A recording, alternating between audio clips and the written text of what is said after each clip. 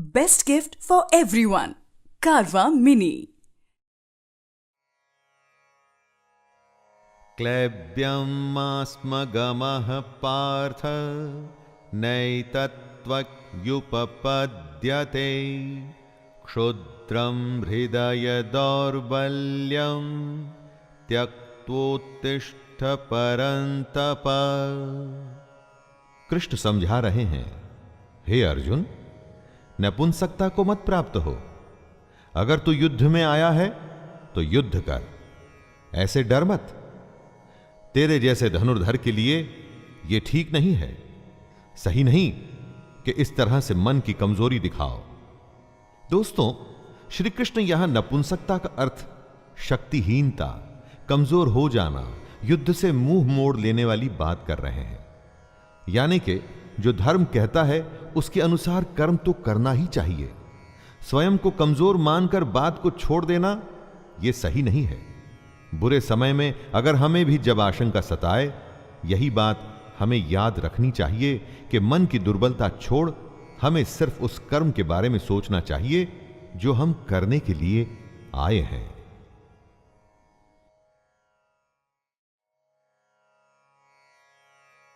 मात्रा स्पर्शास्तु कौन्तेय शीतोष्ण सुख दुःखदाः आगमापायिनो नित्यास्तांस्तितिक्षस्व भारत।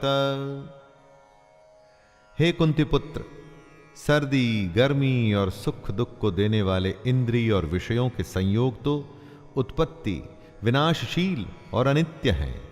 इसलिए हे भारत, उनको तू सहन कर।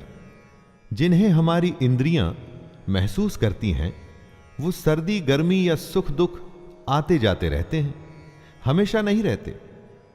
हमारे सेंसेस और उनके विषयों से जुड़ करके हमें भूख, नींद, सुख, दुख, सुकून, बेचैनी जैसे फीलिंग्स आती हैं। लेकिन ये सब हमारे शरीर से जुड़ी बातें हैं जो खत्म होने वाली हैं, सारी की सारी खत्म होने वाली हैं। परंतु जो खत्म नहीं होता उसे कहते हैं आत्मा।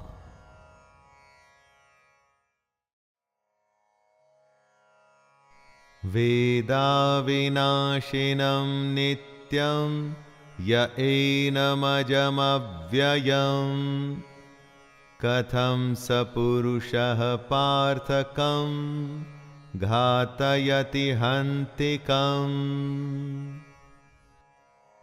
हे पृथापुत्र अर्जुन, जो पुरुष इस आत्मा को नाश रहित, नित्य, अजन्मा और अव्यय मानता है, वह पुरुष कैसे किसको मरवाता है और कैसे किसको मारता है? जो इस बात को समझता है कि आत्मा ही सबसे बड़ा सच है, वो किसी को कैसे मार सकता है या कैसे मरवा सकता है? इस बात को समझने का मतलब है कि ब्रह्म रूपी सच को समझना, ब्रह्म को समझना। सच से अधिक हम झूठ को महत्व देते हैं, आत्मा से अधिक हम पार्थिव शरीर को। पार्थिव शरीर जो मिट्टी से बना है और अग्नि में जल के उसी में मिल जाएगा और फिर से मिट्टी हो जाएगा। महत्व हमें देना है अपनी आत्मा को, जो हमेशा थी और हमेशा रहेगी।